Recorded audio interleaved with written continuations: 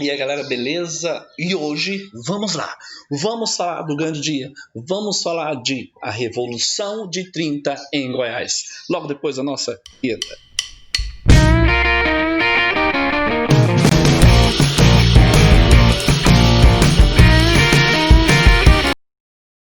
Bem galera, antes de começar, vai aparecer um barulho de... no nosso vídeo, vai aparecer o barulho de passarinho, vai aparecer barulho de cavalo, mas vamos concentrar aqui no vídeo. Esse é um dos assuntos mais importantes que nós temos, que pode cair tanto na UBG quanto em qualquer concurso público, beleza? Revolução de 30. Presta bem atenção, que depois desse assunto, o mais importante é a construção da capital de Goiânia, ok? Então vamos lá? Mas antes de começar, dá o seu like, compartilhe, inscreva-se no canal, tá? E divulga o canal para que o canal possa crescer. Beleza? Vamos lá? Revolução de 30 em Goiás em 1930. Se não fosse em 1930, não seria a Revolução de 30. Mas vamos observar sem brincadeira. Observamos o quê? Observamos que a Revolução de 30 foi nada mais ou menos, de acordo com o ex-professor, que Deus o tenha, professor Luiz Palacin, ele fala a seguinte coisa: a Revolução de 30 foi uma revolução importada para Goiás. E nem poderia ser de outra maneira, pois não foi uma revolução popular, nem sequer uma revolução de minorias com objetivos sociais. Ponto.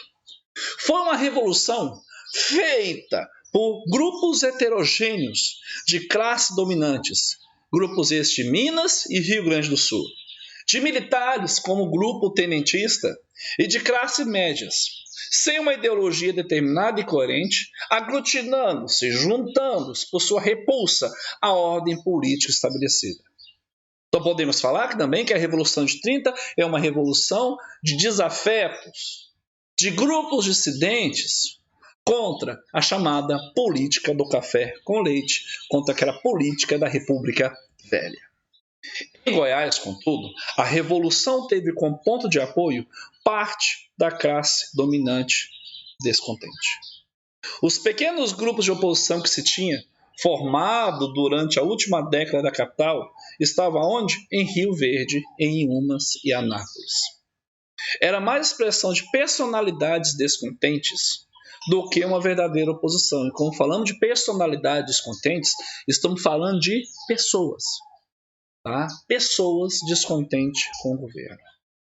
A oposição não podia passar de uma mera crítica pessoal, não existindo partido com base ideológica com programas de governo diferentes. As eleições totalmente controladas pelo governo e pela ação dos coronéis e a ação da polícia militar, tornando a vida difícil para se fazer oposição. Mas recalcitrantes completa a explicação de inexistência à oposição consistente em Goiás. O que Palacin nos diz?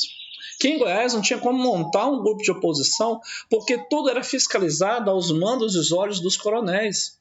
Então o coronel vê-se fazendo uma difamação, criticando o seu governo, alguma coisa ruim poderia acontecer. Sabemos muito bem, gente, que o uso da força faz parte desse contexto. E ocorreu sim, não adianta como negar. Os anais da história comprovam isso. Tá?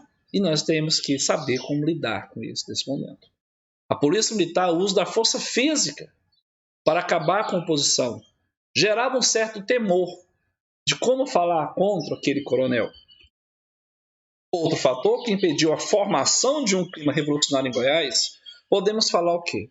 A crise de 29, que foi o catalisador de todos esses contentamentos para fazer a revolução, a crise de 29, que é a crise nos Estados Unidos, que chegou no Brasil, em Goiás, não se fez sentir seus efeitos, por falta de economia organizada e dependente de um alto comércio, ou um ativo comércio. Ou seja, o Goiás, como vimos no vídeo anterior, estava completamente atrasado em relação a outros polos, como São Paulo, Rio de Janeiro, Rio Grande do Sul, Minas Gerais. O Goiás estava aquém. Diante disso, a participação efetiva de Goiás na Revolução limitou-se à participação de personalidade. Dentro dessa personalidade, a figura do doutor Pedro Ludovico Teixeira, como você vê na imagem aí, que durante 7 anos tinha lutado na oposição em Rio Verde.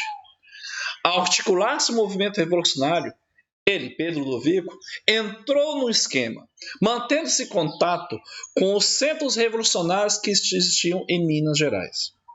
Ao explodir a Revolução em 4 de outubro de 1930, reuniu um grupo de 120 voluntários no Triângulo Mineiro, com o qual intentou invadir a região do sudeste de Goiás.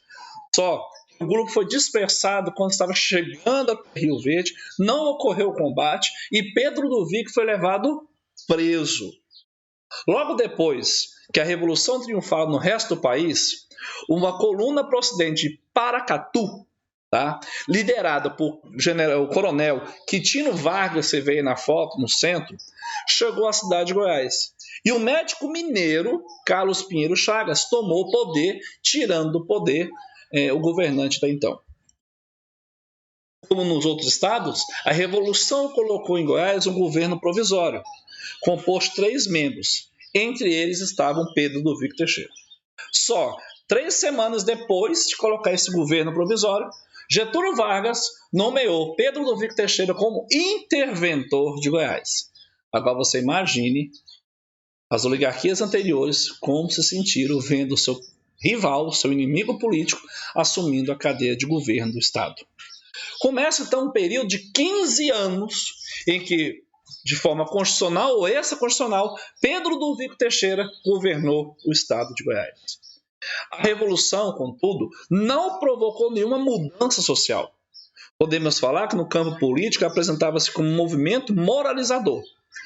A Comissão de Sindicância, criada em 20 de novembro de 30, deveria apurar crimes contra o patrimônio do Estado. Crimes esses que podemos citar: a coação e violência contra elementos liberais, a violência e abuso de autoridades e as fraudes eleitorais.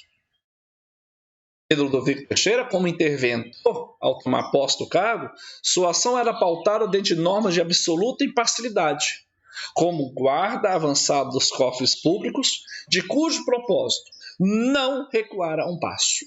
Contudo, a Revolução trouxe então para Goiás uma revolução política. Guarda isso. Para Goiás foi uma revolução política. Muitos jovens, politicamente novos, mas ansiosos em trabalhar pelo progresso do Estado, passaram a ocupar o quê? Cargos do governo. Houve uma abertura do saneamento da política em Goiás. Há um aspecto que a transformação foram profundas e decisivas. O estado de governo. O governo agora é outro. A ideia que vence durante os 15 anos, que consequentemente é os 15 anos que nós temos aí de governo de Vargas. É interessante observar isso. Então Pedro Ludovico vai fazer um governo onde vai passar a propor como objetivo primeiro de sua gestão a solução do problema do Estado em todas as ordens, dando especial ênfase ao problema do desenvolvimento. De acordo com ele, o relatório de 1933, os principais problemas que existiam em Goiás eram o transporte, a educação, a saúde pública e a exportação. Com isso, para poder mudar tudo isso, e até mesmo uma simbologia de rompimento de poder, e para estabilizar o governo da Revolucionária, o governo de Pedro Ludovico, durante 10 anos seguidos, de 32 a 42, o grande empreendimento que eles vão buscar para mostrar essa ideia de novo é justamente a construção de Goiânia, a nova capital do estado de Goiás. Isso é assunto para o próximo vídeo. Se você gostou, dá o seu like, compartilhe-se e inscreva-se no canal. Aqui é o professor Fernando, é um prazer dar aula para vocês. Fui!